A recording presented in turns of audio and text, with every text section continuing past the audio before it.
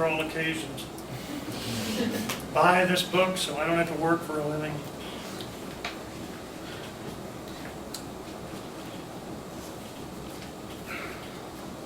I would like to tell you that I was man enough to write this poem when I came home, but I wasn't. It took me 35 years to reach this point. It's entitled Notes to the Man Who Shot Me. When the ambush was sprung, everything became chaos. Leonard was standing beside me when he was shot. He fell to the ground like a puppet with his strings cut. I had one quick glance at you as you appeared in the foliage. The main thing I saw was that you carried an RPD light machine gun. The next moment I saw you drop to the ground near Leonard's body. Everything happened so fast. You were only a few feet away. I knew I needed to kill you before you could get that gun in action against my buddies. I took maybe 2 steps, shooting as I moved, but I missed. And I took a round from your first burst. My buddies were yelling to me in the midst of this madness to see if I was still alive. You were a veteran. You knew that Marines never leave their wounded. And that's when I became your bait. You waited until my first buddy reached my side and lifted me in his arms before you fired that second burst into my chest. Do you remember how the impact of those bullets tore me screaming from his arms? Then you killed him. You held your fire, knowing that my brothers would keep coming, and waited until my next buddy reached my side.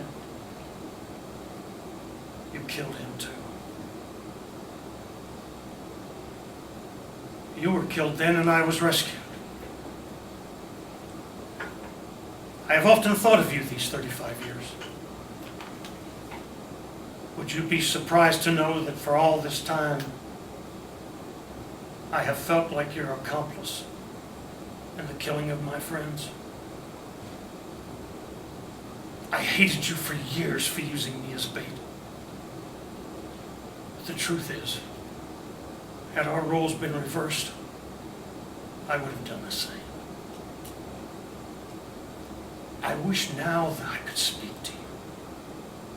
I wonder how I looked to you. I wonder, were you as terrified as I was? I wonder, did you hate me as much as I hated you? I wonder how long you'd been fighting your war. I wonder if you had any children. And I wonder if you had survived and we met today, would you speak to me?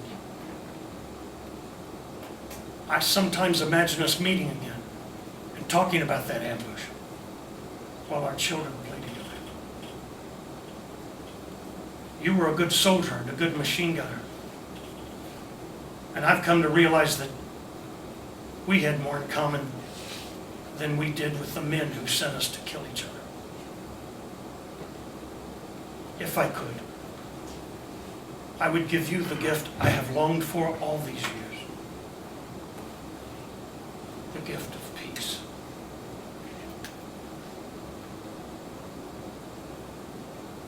Everyone who serves in combat gets wounded.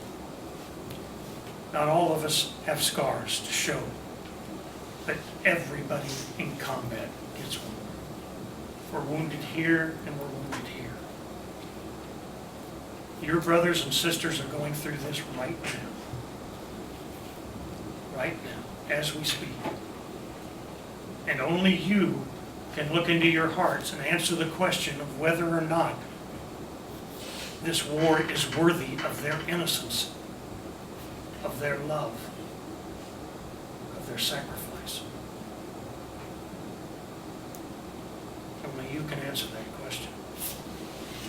And when you answer that question, you have to decide what you will do about supporting it or standing against it. Because you have to do something. You're Americans.